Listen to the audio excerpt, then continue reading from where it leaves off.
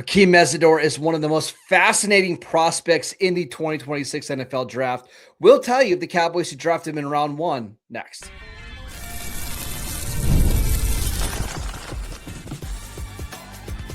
You are Locked On Cowboys, your daily Dallas Cowboys podcast.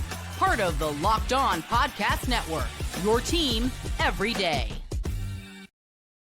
Welcome back to the Locked On Cowboys podcast, part of the Locked On Podcast Network, your team every day. We'd like to thank you for making us the #1 sports podcast network. And today's episode is brought to you by FanDuel. Use your profit boost on an NBA future and get entered for your chance to win a trip to the NBA Finals. Play your game with FanDuel, the official sports betting partner of the NBA. Welcome back. I am your host, Marcus Mosher. He's Landon McCool. And on today's bonus show, we're talking about Akheem Mesidor, the pass rusher for Miami. And let's start with the positives here, because there are a lot of people that really like Mesidor. If he's the pick at, let's say, 20 for the Cowboys, what are they getting? Yeah, they're getting a guy who I think can come in and help them right away, as much as, any rookie defensive end this year can come in right away and help them as a pass rusher. I think he's very well developed. I think he's got great hand technique. He's relentless. He's got a high motor. I think he can come in and start out as a guy that is a maybe designated pass rusher and kind of work his way into doing a little bit more if you want him, as he kind of learns to play maybe on his feet a little bit more. Again, he's very polished and he's refined and he's got a lot of different moves in his arsenal. So I think you are getting somebody that can step into an NFL game. They're going to have counters. They're going to have different ways that he can beat, guys. And we saw him at Miami line up all over the field. They used him inside a lot to create mismatches. You are getting somebody who is a polished rusher, and you just don't get very many of those in round one. And for a Cowboys team that is, at least we think, going to try to be competitive right away, usually pass rushers are a spot that takes these guys a while to get up to speed. Having or drafting somebody like this, I think it's safe to assume that the floor is going to be relatively high, at least out of the gate. Yeah, I mean, I think we'll talk about some of the negatives and the other side of this, right? But I think, part of being kind of an overdeveloped or having been in college a little bit longer is because you get that kind of extra time to develop yourself a little bit. And because of that, he comes out with a little bit better hand technique, a little bit more developed moves, a little bit better understanding of how to rush the passer than maybe the kind of average guy who's coming out. I think, if you looked at everything before the college football playoffs and before Miami kind of had that run at the end of the season, I think it would have been easy to kind of look at this guy and what he did and say, yeah, maybe a third round guy, like second round guy. But I think he was so impressive down the stretch that it really made you reconsider like exactly how developed and how far along he is here. And I think that's kind of what's pushed up his stock a lot in his last few months. He's also a good run defender, and he tries. Mm-hmm. And honestly, that's like the #1 thing for me if you're going to be a pass rusher. And even you don't even have to be a good one. If you're just if you try, I do think that's going to matter. And I think for a team that wants to be better against stopping the run, I think that helps. We should also mention he dropped into coverage 68 times last year. That's quite a bit. And that's a pretty good number for a college defensive end. We're going to probably see the Cowboys ask their pass rushers to do that. The fact that he has at least some experience, again, does help you with a transition to the NFL. Yeah, and specifically what the Cowboys are probably going to ask him to do, right? So, yeah, I think he's got the kind of experience at this point to come in and play specifically what you're doing. And even if he isn't quite ready or good enough, as a early down run defender or pass drop or anything like that, he certainly is good enough, I think, to come in and be a positive impact on your pass rush once you get into passing down situations. So that's all the positives. But the reason why we're doing this show today is he is a very difficult evaluation, because as good as he is as a pass rusher, he's got just as many knocks that you could ding him for on your draft board. We'll get to some of those concerns next. This episode is brought to you by ZocDoc. Finding a doctor that you actually like and feel like discovering a diamond in the rough. Sure, you want someone who's in network, nearby, and has availability, but you also want a doctor who listens and makes you feel comfortable and explains things clearly. That kind of doctor exists, and finding them is easy with ZocDoc.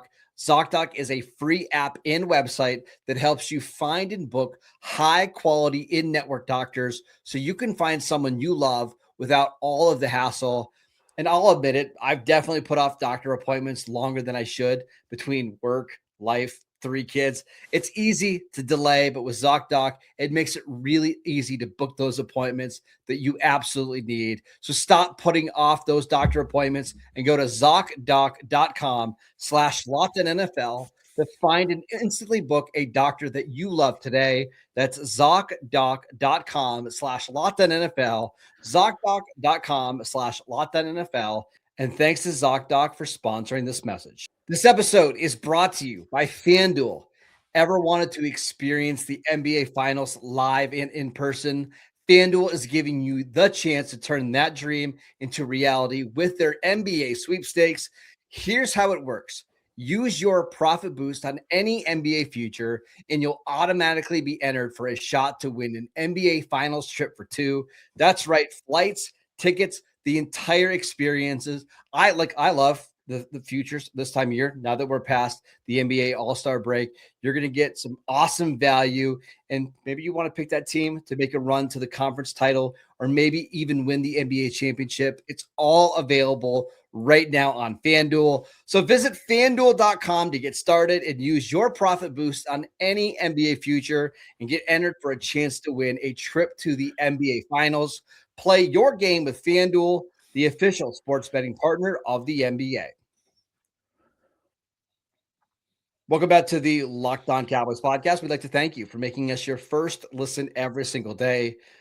Landon, we talked about the positives with Akheem Mesidor. Let's talk about the negatives because there are quite a few. Yeah, I mean, I think we have to start first with the age, right? Obviously, and the problem with the age is kind of twofold, right? Obviously, the contract timeline, if he works out, he's going to be close to 30, or will be 30 when he signs his deal, right? Or on his fifth year. And I honestly don't even worry too much about that, because if you're at that point where you're worried about the contract, it means that you hit on the player. Like I can handle that part of it. Exactly. And I think the kind of thing that gets lost and is actually the more concerning part about his age is the evaluation part of it, right? He's a 25-year-old man playing sometimes against 18-year-old kids, and I think that 7 years is quite a difference too between Huge 18 difference. and 25. So I think it does. And I think that's kind of what I was referring to, honestly, in the first part of the show, is that you look at 25 and it's easy to kind of look past some of the production, or not look past, but like spin the production down a little bit because because you wonder, hey, does is that the result of a kind of a mismatch in, an abnormal mismatch in age from what you are normally evaluating in college football? Though I have to say, Marcus, this is becoming more and more, and I think that obviously, as the final few COVID classes kind of cycle out, maybe this changes back to the norm.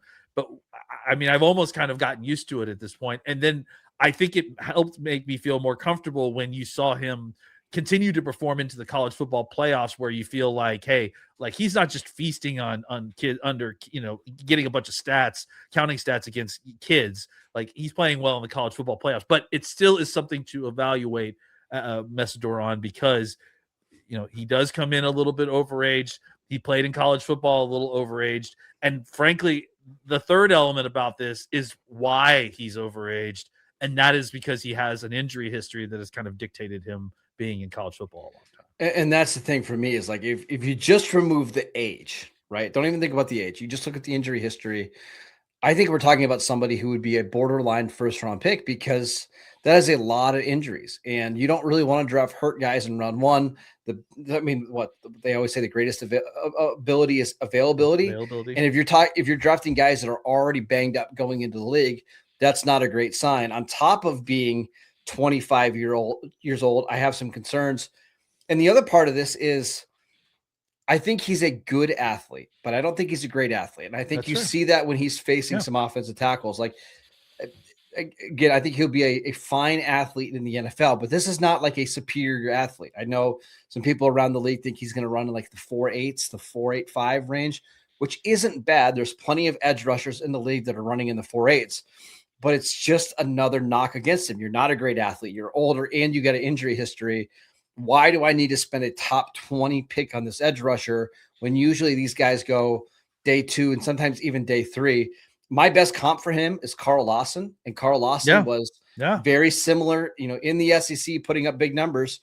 He fell to day 3 of the draft, and that was probably a little lower than what he should have went, but Lawson struggled with injuries in his entire career.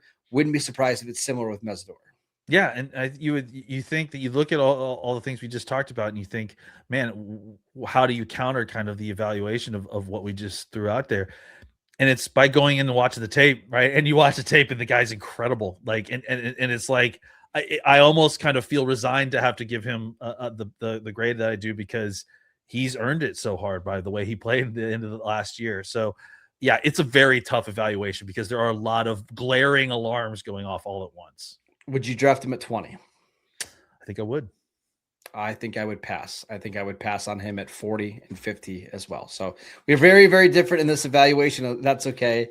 That's what we love about the NFL draft. And that is it for today's show. If you never miss an episode, the Everydayer Club is built for you. Get Locked On Cowboys ad-free, plus members-only Discord access, and so much more. Head over to lockedoncowboys.supercast.com to join the club. And for those of you on video, we can send you the first ever 24/7 national NBA YouTube channel. And on audio, make your second listen the Locked On NFL Draft Podcast.